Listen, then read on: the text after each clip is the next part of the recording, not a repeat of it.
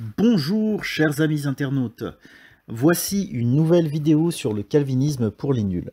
Le thème de ce nouvel opus est la grâce inconditionnelle, aussi connue sous le nom d'élection inconditionnelle ou de double prédestination. Il s'agit d'une doctrine réformée selon laquelle, avant que Dieu ait créé le monde, il a choisi de sauver certains individus pour ses propres raisons, indépendamment de toute condition liée à ces personnes. Donc cette élection n'est pas liée à un critère clairement identifiable.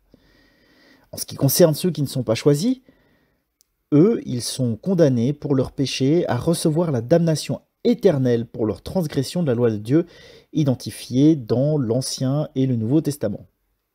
On parle donc de double prédestination, car Dieu choisit d'une part ceux qu'il touche par la grâce, et Dieu choisit également ceux qui seront jugés selon les critères de la loi et sont condamnés à la damnation éternelle. Le salut ne se base que sur la base de la souveraineté absolue et indépendante de Dieu. Cette doctrine trouve son origine dans les écrits d'Augustin d'Hippone pendant ses débats avec Pélage. Selon Augustin, la grâce est reçue de Dieu par les élus selon un décret divin. Cette théorie sera reprise par les calvinistes, mais pas seulement. Elle le sera aussi par les vaudois, les cathares, les anabaptistes et certains courants baptistes. Dans la Bible, les passages auxquels on recourt souvent pour parler de l'élection inconditionnelle sont nombreux. Alors je ne pourrais pas tous les citer dans cette vidéo car ce serait trop long, mais je peux donner quelques exemples qui permettront d'illustrer cette doctrine. Donc par exemple, dans Jean 15, 16, on peut lire « Ce n'est pas vous qui m'avez choisi, mais moi, je vous ai choisi et je vous ai établi afin que vous alliez et que vous portiez du fruit et que votre fruit demeure, afin que ce que vous demanderez au Père en mon nom, il vous le donne. » On peut aussi citer Actes 13, 48. Les païens se réjouissaient en entendant cela, ils glorifiaient la parole du Seigneur et tous ceux qui étaient destinés à la vie éternelle crurent. On peut aussi citer Romains 9, 15, 16. Car il dit à Moïse, « Je ferai miséricorde à qui je fais miséricorde, et j'aurai compassion de qui j'ai compassion. » Ainsi donc, cela ne dépend ni de celui qui veut, ni de celui qui court, mais de Dieu qui fait miséricorde. Bien, donc voilà, pour citer quelques extraits.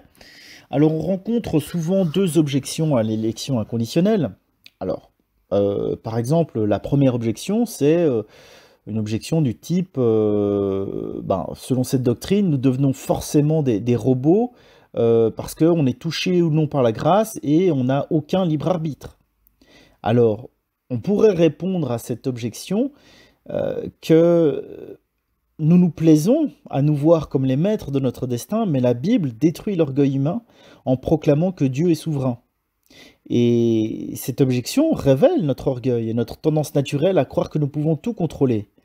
La vérité, c'est que nous sommes limités et nous ne pourrons jamais percer l'énigme du lien qui existe entre les desseins souverains du Tout-Puissant et les décisions très personnelles que nous prenons durant notre vie. Par exemple, lorsque des personnes deviennent chrétiennes, c'est de leur propre volonté qu'elles choisissent Dieu. Mais qu'est-ce qui les a conduits à faire ce choix étrange et inhabituel? Eh bien, selon le Nouveau Testament, les pécheurs choisissent Dieu parce que Dieu les a choisis en premier. Bon. Il y a une autre objection à la double prédestination. Souvent, on entend dire que finalement, c'est une doctrine qui est élitiste, puisque l'élection se fait sur la base de la grâce de Dieu et pas sur la base d'un critère objectif, comme par exemple un acte de foi que tout un chacun pourrait faire. À cela, on pourrait répondre au contraire que cette doctrine est tout sauf élitiste, car n'importe qui peut être touché par la grâce. Il ne faut pas faire partie d'une culture donnée, d'une catégorie sociale donnée. Tout le monde peut être touché potentiellement. Et un autre élément important que l'on peut associer à cette doctrine, c'est qu'elle souligne le fait que quiconque a besoin d'être sauvé, peu importe ce qu'il a fait, il peut venir à Jésus-Christ tel qu'il est. C'est tout le contraire de l'élitisme, puisque la grâce est un don qui est totalement gratuit et qui peut toucher absolument n'importe qui.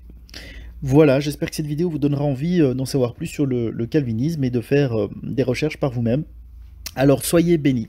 Merci.